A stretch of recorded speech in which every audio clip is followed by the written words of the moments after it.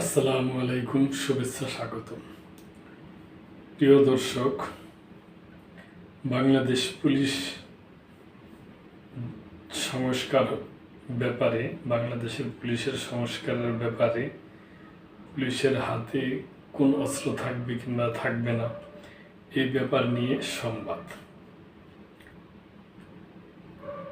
পুলিশের হাতে থাকবে না মারণাস্ত্র, র্যাব পুনর্গঠন কমিটি, স্বরাষ্ট্র উপদেষ্টা।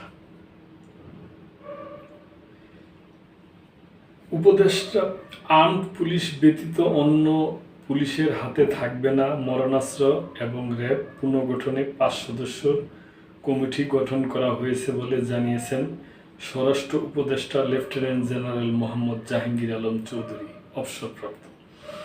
উপদেষ্টা আজ বিকেলে বাংলাদেশ সচিবালয়ে স্বরাষ্ট্র মন্ত্রণালয়ের সম্মেলন কক্ষে আইন শৃঙ্খলা সংক্রান্ত উপদেষ্টা পরিষদ কমিটির 9ম সভা শেষে সাংবাদিকদের ব্রিফিংকালে এসব কথা বলেন।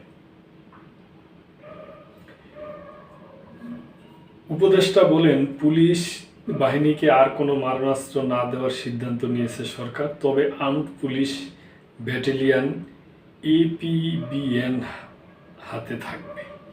তাছাড়া র্যাব পুনর্গঠনে প্রধান উপদেষ্টার প্রতিরক্ষা ও জাতীয় সংহতি উন্নয়ন বিষয়ক বিশেষ সহকারী উপদেষ্টার পদমর্যাদা লেফটেন্যান্ট জেনারেল অবসরপ্রাপ্ত আব্দুল হাফিজকে প্রধান করে 5 সদস্যের কমিটি গঠন করা হয়েছে। কমিটি প্রয়োজনে সদস্য কো-অপ্ট করতে পারবে। লেফটেন্যান্ট জেনারেল মোহাম্মদ জাহাঙ্গীর আলম চৌধুরী বলেন, ঈদে গরুর হাটকে কেন্দ্র করে রাস্তায় যানজট কমাতে হাইওয়ে পুলিশকে নির্দেশনা দেওয়া হয়েছে। গরু ভর্তি ট্রাক যেন রাস্তায় যানজট সৃষ্টি করতে না পারে, সে বিষয়ে নির্দেশনা দেওয়া হয়েছে।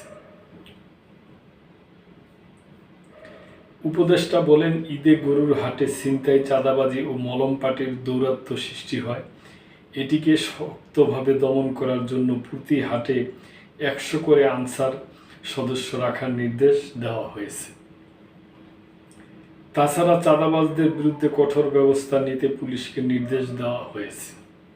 বৈঠকে গার্মেন্টস শ্রমিকদের বেতন বোনাস ঈদের আগে নির্দিষ্ট সময়ে পুলিশের প্রয়োজনীয় ব্যবস্থা নিতে সংশ্লিষ্টদের নির্দেশ দেওয়া হয়েছে। সংবাদ ব্রিফিংয়ে বিজিবির মহাপরিচালক মেজর জেনারেল মোহাম্মদ আশরাফুজ্জামান সিদ্দিকী বলেন, গত 7-8 মে 202 জন বাংলাদেশিকে বিএসএফ বিভিন্ন স্থানে পুশিং করে, যারা 2 থেকে 3 বছর অথবা 15 থেকে 20 বছর আগে ভারতে গিয়েছিল। পরে উপদেষ্টার সঙ্গে বৈঠক করে পুলিশ ও এসবির মাধ্যমে ভেরিফিকেশন করে তাদের নিজ নিজ এলাকায় পাঠানোর চেষ্টা চলছে। এদের মধ্যে 39 জন রোহিঙ্গাকে পাওয়া গেছে, তাদেরকে ক্যাম্পে ফেরত পাঠানো হয়েছে। স্বরাষ্ট্র উপদেষ্টার সভাপতিত্বে বৈঠকে কমিটির সদস্যবৃন্দ অংশগ্রহণ করে। তো দর্শক, এটা ওই স্বরাষ্ট্র উপদেষ্টা যে পুলিশের যে গত 5ই আগস্ট তার আগে থেকে যে পুলিশের প্রতি একটা ক্লেম আসছে এবং পুলিশ ওই ব্যাপারে পুলিশ সংস্কার হবে, তো এই ব্যাপারে এরা সিদ্ধান্ত নিয়েছে যে পুলিশের কাছে কোনো মারণাস্ত্র থাকবে না, থাকবে ব্যাটালিয়ন পুলিশের কাছে আর কি। এই ব্যাপারটা নিয়ে সংবাদ ছিল দর্শক, আপনারা শুনলেন।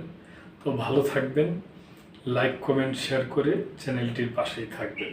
আল্লাহ হাফেজ।